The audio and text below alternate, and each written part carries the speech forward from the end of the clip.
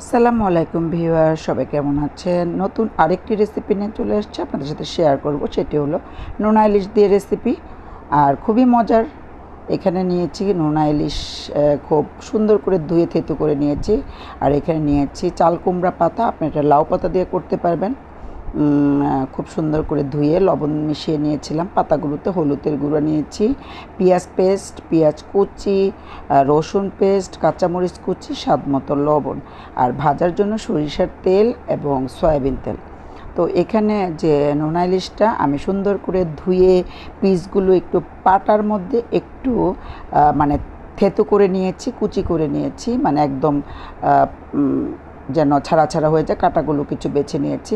সেটার মধ্যে আমি দিয়ে দিয়েছি হলুদের গুঁড়ো, মরিচের গুঁড়ো আর পেঁয়াজ বাটা। এখন দিয়ে দিব পেঁয়াজ কুচি, খুব একটু বেশি করে পেঁয়াজ কুচি। এখানে দিয়ে দিচ্ছি রসুন পেস্ট 2 টেবিল চামচ। পেঁয়াজটা একটু বেশি করে দিবেন। আর এখানে কিছু কাঁচামরিচ আমি মাঝখান থেকে কেটে আর কিছু কাঁচামরিচ আমি কুচি করে দিয়ে দিয়েছি। দিয়ে এখন আমি এটাতে একটু ঝাল ঝাল হলে ভালোই লাগে, খারাপ লাগে না। ঝালটা আপনারা আপনাদের ইচ্ছা মতো দিবেন। আর দিয়ে দিব অল্প লবণ, কারণ যেহেতু এটা নোনা ইলিশ, এটার মধ্যে কিন্তু লবণ থেকেই যায়, যতই ভালো করে ধুই না কেন লবণটা থেকেই যায়। এখন সব কিছু একসাথে মিশিয়ে নিব আর দিয়ে দিব এটার সাথে সরিষার তেল। সরিষার তেলটা কিন্তু আমি এখনই দিব, ভাজার সময় দিব না, এটা অবশ্যই খেয়াল রাখবেন। 3 চামচ সরিষার তেল দিয়ে সব কিছু খুব সুন্দরভাবে আমি একসাথে মেখে নিচ্ছি। এই বড়ার রেসিপিটা এর আগেও আমি দিয়েছি, মাশাল্লাহ মাশাল্লাহ অনেক সাড়া পেয়েছি।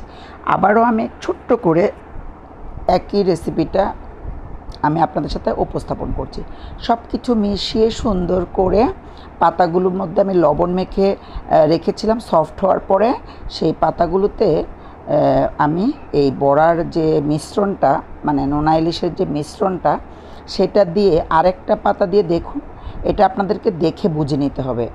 সুন্দর করে ঘুরিয়ে ঘুরিয়ে পাতাগুলোকে আপনারা দেখতে পাচ্ছেন, আমি এটাকে একটা বড়া বানিয়ে নিচ্ছি। মানে অনেকে আছে টুথপিক দিয়ে আটকে দেয়, আমি কিন্তু কোনো কিছু টুথপিক দিয়ে আটকে দেইনি। এইভাবে আমি বড়াগুলোকে বানিয়ে নিচ্ছি।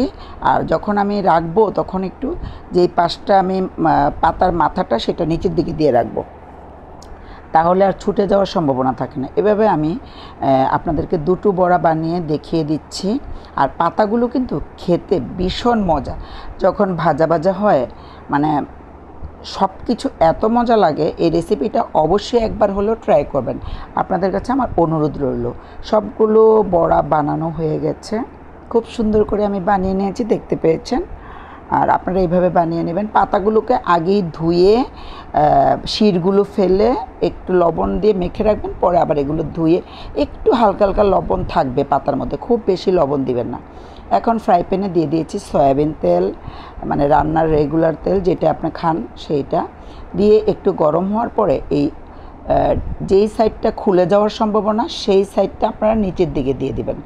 দিয়ে দেওয়ার পরে পাতাটা কিন্তু যখন সফট হয়ে যাবে তখন কিন্তু এটার খোলার সম্ভাবনা একদমই থাকে না। একদম অল্প আঁচে আমি ঢেকে একটা সাইড হওয়ার জন্য অপেক্ষা করব। এত মজা এই রেসিপিটা, ইনশাল্লাহ আমি আশা করি আপনারা আমাকে কমেন্টসে অবশ্যই জানাবেন, করে খেয়ে তারপরে আমাকে জানাবেন। 3-4 মিনিট এইভাবে অল্প আঁচে ভেজে নিয়েছি। দেখুন আমি ভিতরে যে সরিষার তেলগুলো দিয়েছিলাম সেগুলোও বের হয়েছে, আর সয়াবিন তেল অল্প দিয়েছি, সেগুলো দুটো মিলে খুব সুন্দর হয়েছে। বড়াগুলো একটা সাইড মোটামুটিভাবে সেদ্ধ হয়ে সুন্দর হয়ে গেছে। এখন আমি একটু অল্প সুন্দর করে উল্টে দেবে যেন খুলে না যায়, আর খোলার সম্ভাবনা আর নেই।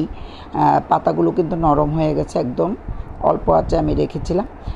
এখন আরেকটা সাইড হওয়ার জন্য আমি অপেক্ষা করব। তো আমার চ্যানেলে যারা নতুন আছেন সবাই আমার চ্যানেলটা প্লিজ সাবস্ক্রাইব করবেন, আর লাইক দিয়ে ভিডিও দেখে ভিডিওটা কন্টিনিউ করবেন, অনুরোধ রইল আপনাদের কাছে।